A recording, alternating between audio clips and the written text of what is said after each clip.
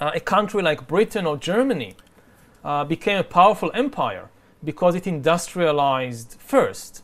But then a country like China or like Korea suffered tremendously. It was occupied and exploited by the industrial powers. So some things repeat themselves. Every invention, every discovery usually creates new inequality. As a historian, I can raise a warning that it's very unlikely that the new powers of artificial intelligence will be shared equally between all the countries in the world. It's much more likely that some countries will lead this new revolution. They will be able to dominate and conquer and exploit all the others in an even more extreme way. So some things repeat themselves, but other things are really different. I would say that maybe the most important difference is that in the past, almost all the inventions and discoveries, they gave people control of the world outside. We learned how to control the other animals, the forests, the rivers, but we never gained much power over the world inside us. And this is the big change that will happen in the 21st century. Powers we are gaining is power over the internal world, to re-engineer and manufacture bodies and brains and minds. I think Earth will be dominated by entities which are more different from us than we are different from Neanderthals or from chimpanzees. Do you feel that maybe sometimes you underestimated the human spirit? I mean, from late 19th century, maybe from Freud, they tried to explore your psychology. And also Virginia Woolf said the human spirit changed totally. But really change? You're right. We know very little about the mind and about the spirit or the psychology of humans. It won't prevent us from gaining immense manipulative powers over ourselves. And this is one of the dangers. We had control, we had power to manipulate the world outside. We didn't understand the ecological system. And the same thing may happen with the world inside. We are far from understanding the human spirit or the human mind. And the result may be that we will face a mental collapse, similar to the ecological collapse we are seeing now. I think we are facing the danger of the distractions. Maybe human spirit is much more adaptive than we think and we imagine. It is very adaptive. That's certainly true. And we see it here that we still have the Stone Age bodies and Stone Age brains, and here we are flying in airplanes and then living in big cities and so forth. So we have an amazing ability to adapt. But what we see is a process of domestication of humans. We adapt the abilities that the economic system needs from us, the political system needs from us, but we neglect many other potential abilities that are deteriorating. This is what happened to the other domesticated animals. We created cows that produce enormous amounts of milk, but otherwise they are far less capable than wild cattle. Now, what the economic system needs from us is to constantly connect to the communication system. And all the new technologies, what they are doing is drawing us out of our body, disconnecting us from our senses, from our body, and connecting us instead to cyberspace. If you don't feel at home in your body, you will never feel at home in the world. My impression is that the number one cause for the feeling of alienation and stress, which has huge economic advantages, but the mental price is very, very big. For hundreds of millions of people all around the world, 我觉得我很不喜欢那种简化历史的那种方式，简化所有的事情，把它变成几个 point。但更让我沮丧的是，这太庞杂了，我也不知道怎么反驳他，这很沮丧。相对于矛盾复杂的精神世界，赫拉利更相信可以统计的数据。他本人就像一台精密且强大的信息处理机。他还试图颠覆长久以来的人文信念。他受到了热烈的追捧，尤其是在中国。他其实尊重了在人类发展过程中的作用。他的观点不就是说，进入工业社会之后，宗教这个故事已经讲不下去了，才出现了人文主义嘛，对吧？在未来讲说，人文主义也讲不下去了，也就是人类需要新的故事来把自己的存在说圆了嘛。14年出版之后，什么时候开始意识到这个书卖的真是很好了？如果我现在在这说，当然我就认为它能卖，我就想好了，这都是吹牛的，事后马后炮，对吧？一开始推他的人并不是说历史学界的人，一开始推他的人，您猜都猜不到，是创投圈。我这个好像印象里，创投圈的广泛推荐，几乎就是无人不谈嘛。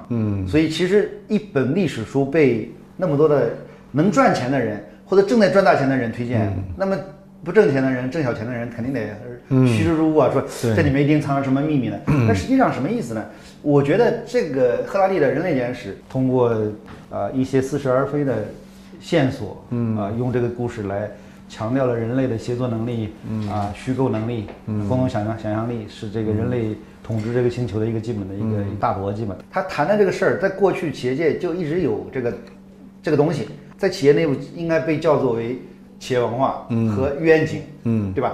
就这两件事嘛，对吧？但是书买回去看的人这么多，在线知识付费打开率只有15%，其实图书打开率更低，书的完阅率其实可能不到2%，但是它就是因为我有了，并且我知道大概是什么意思，在饭桌上或者在某些场合下可以聊一聊，大家在这里面找到了身份的认同，比如说我们是这一类人，我们关心我们怎么去塑造我们这个企业的共同想象力和虚构能力，我们的企业的愿景是什么样子的，然后所有人都在一起用某种似是而非的暗号在对接，说碰一下说我们是这一波人啊，没错，对，确认过眼神，我们是一波的哈，而且你创造了一种新的模式，对，这些企业家创业者明明都不读书，然后都喜欢讲宏大的历史，都上来就人类开始演化，对，讲就是用一种似是而非的知识把他们都笼罩在一起，他们也自我感觉很良好，对，实际上是对于未来的这种窥探欲望太强烈了，都希望弯道超车，希望赢在起跑线，凡事预则立，不预则破啊，就是大概这意思。我再给您回溯一下啊，它不仅仅是这本书上表现出来中国人对于未来学的热情，从上个世纪80年代这个70年代吧，莱兹比特的大趋势就比美国卖得好，然后尼格罗庞蒂的这个数字化生存，然后到 KK 的失控，哪一本书都是啊。因为突然在一本书里面挤下了他认为的所有的知识，寻找一个单一结果、单一答案的方式。对于赫拉利的这种热捧，其实都是这种力量在驱使，他就有点求神问佛的那个意思。就是我告诉你是什么，这是你的答案。他不强调批判性的思维，对，批判性的思维是不够的。我突然想起他是为什么让我不舒服。他某种意义上看起来很庞杂，但他其实提供了一套有点封闭的历史观的。对，它不是因为历史本身是开放的嘛，因为我相信历史是开放性。对。但是开放性对于很多人来讲是太难以接受了，这个事情太麻烦了。对，一个封闭性的线对它是很重要，对很多人。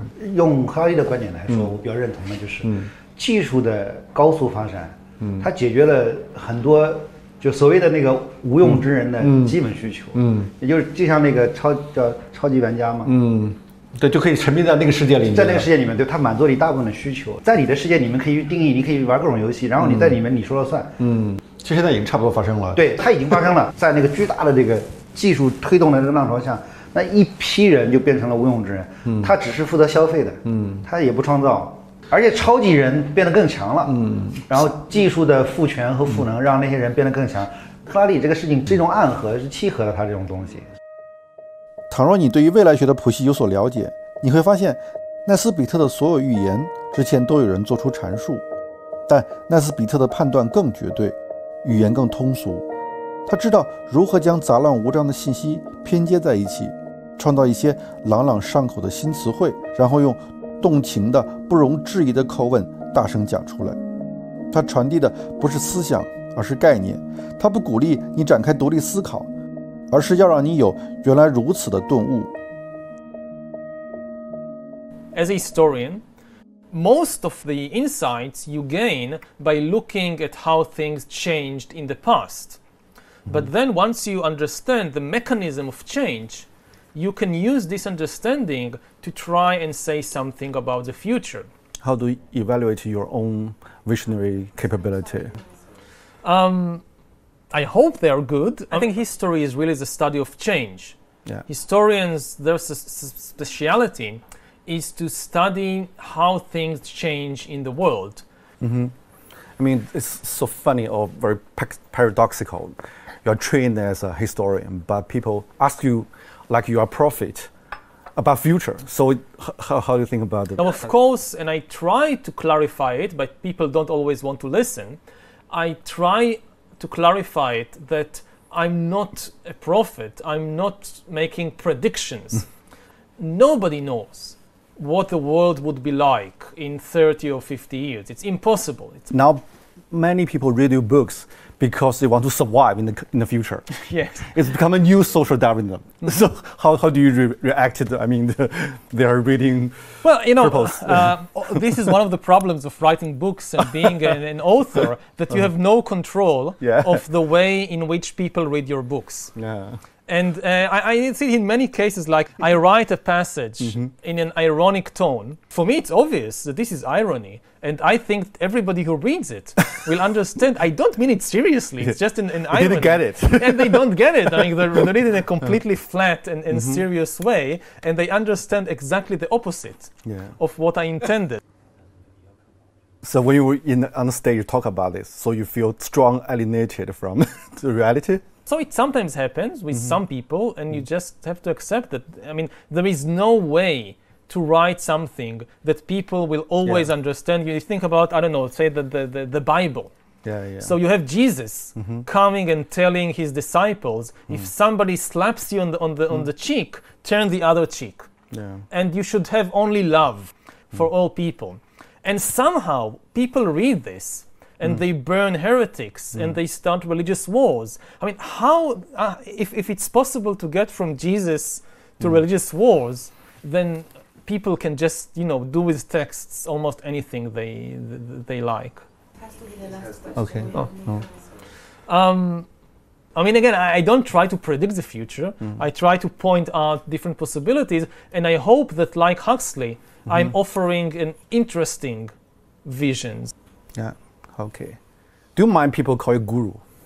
I don't like it, but I have no control over them. Okay. Hope to see you in Israel. Maybe we are planning to go there to see you there, Israel. Yeah. Thank you. It was very interesting. It's not the usual questions. Yeah, we should talk more maybe next time. Okay. Take care. You too.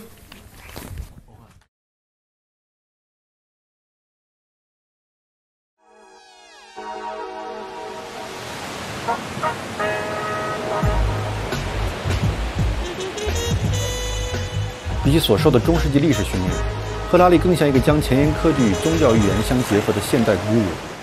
想要理解他的学说与精神世界，最好来到他生长的地方。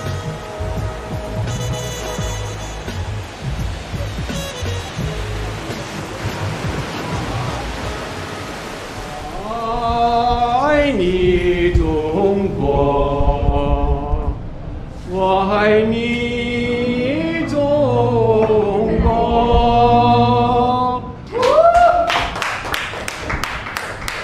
哇，好动人呐！哇，好感动。来这里吃饭的以色列人多吗？犹太人？阿拉伯人根本上就没有，但是犹太人很多。我有几十年的客人，几代人都在我这里吃饭。当时79年来说，这里危险吗？这里问题多吗？以色列一直都有问题。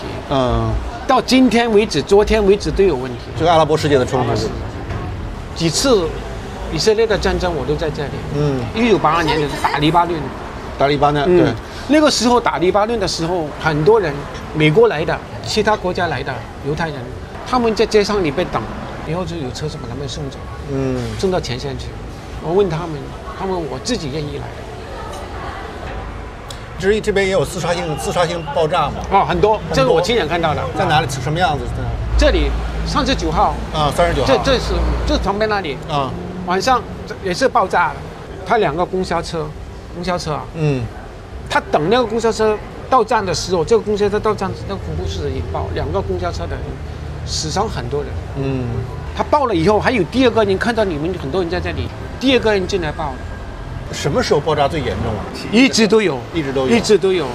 我们都已经怕。现在少一些了，是吧？没有了，根本上没有。现在没有了。就因为建那个墙，是不是？是，很有效，是吧？有效。但是巴勒斯坦人就很愤怒嘛，建这个墙，把人与人之间都分开了。以前有现今记载的时候是犹太人的地方，后来犹太人2000多年的时候，他们这人就散掉了，逃到全世界的地方去了。以后阿拉伯人进来这里，生活了1000多年，他们也是当这里是他们的一辈子，他们的家。所以我觉得应该有和平的一点，大家都应该互相体谅一下。大家互相残杀，这不是一个。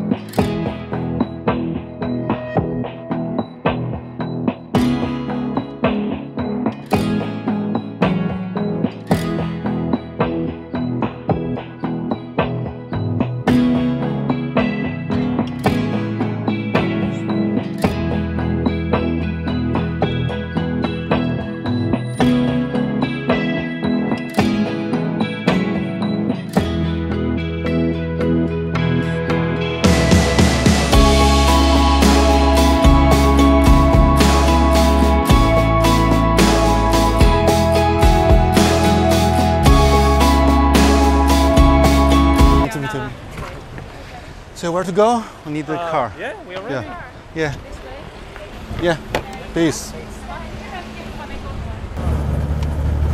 You know, I just traveled from Jerusalem, the old city. You see the different culture, different religion, and I mean very mixed culture, and a lot of burden from history.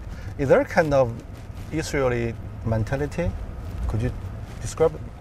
As a tourist, maybe you go there, oh, it's very interesting, or you see all the old places, or this is where Jesus was, and so forth. But you live there, the amount of hatred in that place, it's like a nuclear reactor of hatred. You know, religion can be a wonderful thing, but when you live in Jerusalem, you realize that it can be a terrible thing. Yeah. How much hatred and anger. Ideally, a temple or a religious place is a place where you go in order to experience peace and harmony. If you go to a temple and you experience hatred and anger, then this is a dysfunctional temple. It's not working, you know. It's like going to a hospital and getting back even more sick. So Jerusalem for me is a dysfunctional temple.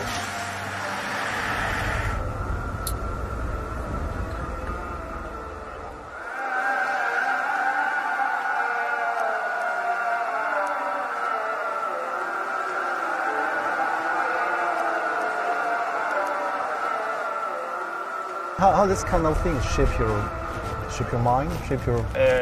The influence on me, of if this is what you ask, it obviously has an impact.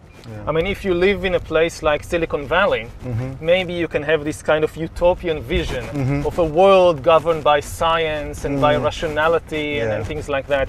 But if you live in the Middle East, it's obvious to you that you cannot escape this tension, because all around you people are killing each other because of their belief in fictional stories.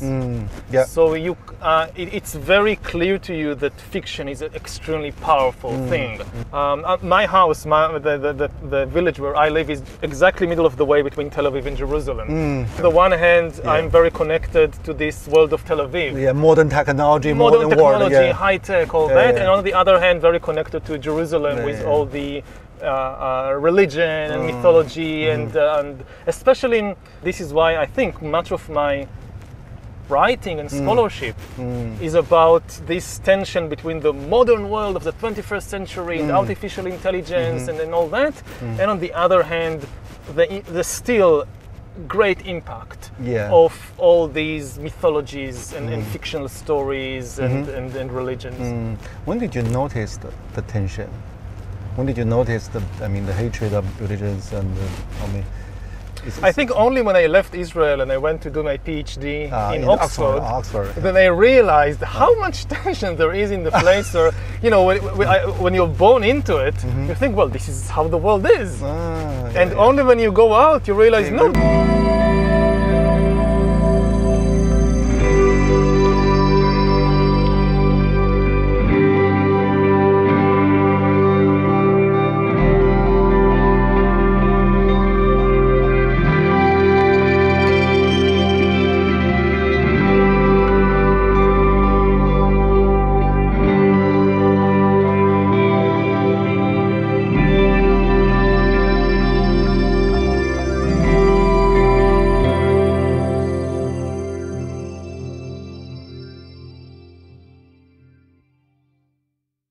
The Jewish people, the Jewish come back, take the city, they become the new authority.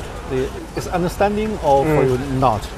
For me, I don't have a problem with the religion about the Jews. And they was living here before the occupation, and we have places that they are neighbors of the Arabs, and they don't have any problem with the Palestinian here. Before the occupation, when they kick them out from Europe and receive them, and later they are get of this country. But after, it's became the problem. When I talk with the Israelis, most of the people, they have this stereotype. We really feel that. When they talking with me, are you real Arab? Yeah, I am Arab. Are you born here? Yes, I am born here. You know, here, the thing that it's helped me to live here in Jerusalem, it's how I look. According to the stereotype of the Israelis, I'm not look like the local people. The local people have to be dark skinned, not handsome person. And also my accent is good in Hebrew. You speak Hebrew? Yeah, of course, because I'm a lawyer. And in a good accent. So what's your nationality? Nationality, I don't have any nationality of any country. It's just residency. If I pass something, if I travel more than 3 or 7 years out of Israel, so they can get the ID, my ID. It's mean they can kick me out anytime. Like that we live. Do you have any solution? Actually, I don't see any solution. I am born here and I love this country. I will not pass to anywhere.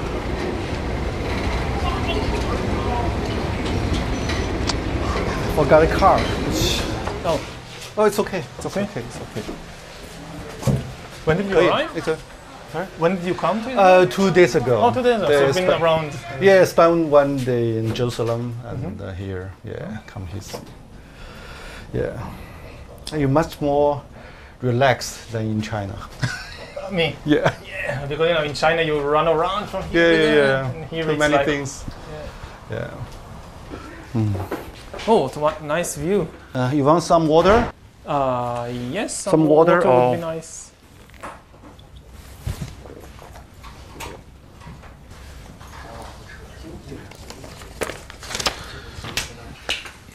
Tell me more about your self-searching in Oxford life, your thinking, your mentality, how the change happened. Yeah. How the change happened? Yeah. Well, I went to Oxford to do my PhD on military history. I was always very interested in the big questions of life. Yeah. What are we doing here, and what is the meaning of life, and what is the source of suffering in the world, and things like that. But I got the impression that you couldn't really engage with these questions in the academic world. The academic world is kind of pushing you to focus on more and more narrow and specialized questions.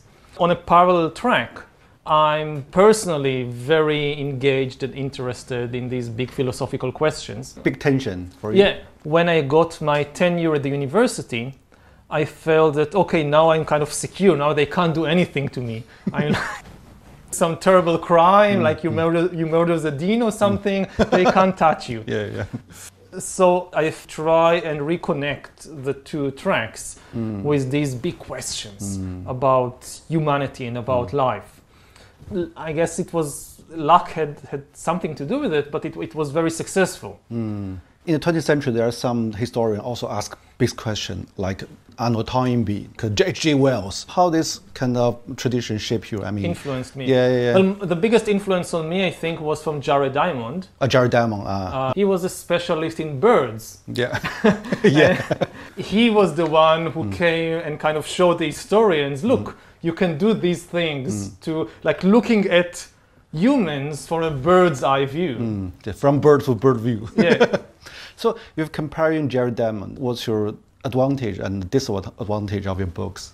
Their strength compared with me is that I don't really have any background in biology. But if you just know biology, if you just understand evolution and you know everything there is to know about humans, you can now explain human history. I don't think that this can work because human history also has a very important ingredient of culture, of ideas, of stories, of fictions, and this is kind of my specialty, the exploration and understanding of fictions and mythologies and stories and their immense impact on human history.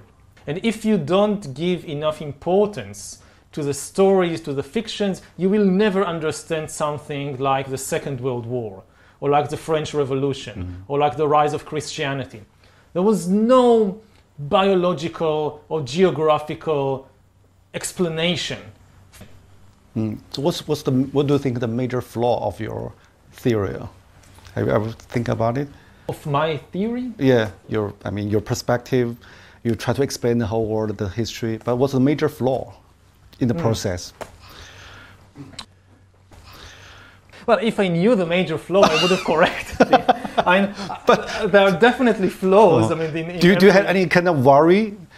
Maybe I speak so much about the change, the process, but actually I don't understand very well. Do you have any kind of concern? There are many areas. Because your tongue in the books is so confident. So, yes. Yeah. There are many areas that I talk about and I have no first-hand experience. I just rely on what the experts in the field say and I believe them. And I have no ability to kind of verify for myself that what I'm saying is true. I just believe them. So it's only second-hand knowledge.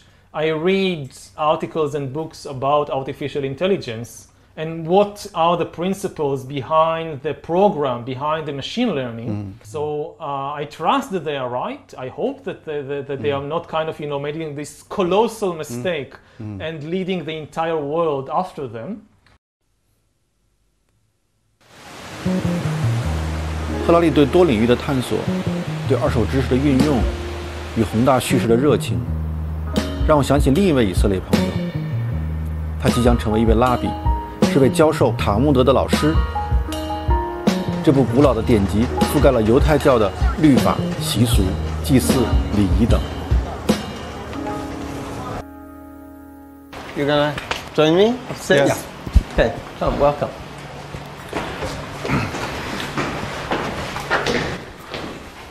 I 我还挺爱去人家混的。Welcome, welcome, everybody.